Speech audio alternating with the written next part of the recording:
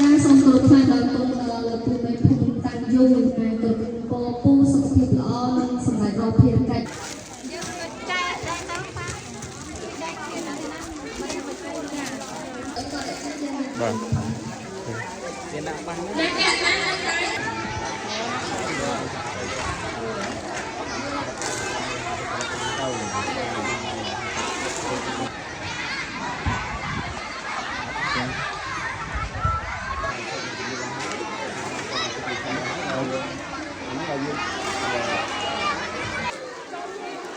បាទចូលជួតាមកន្លែងវិញចូលជួតាមកន្លែងដល់ដែរអត់មិនជួទេបងណាអត់មិនជួទេយើងទៅថតជុំសពដល់សិនសិនគ្រូអូនៅស្ដីស្ដីចិត្តណា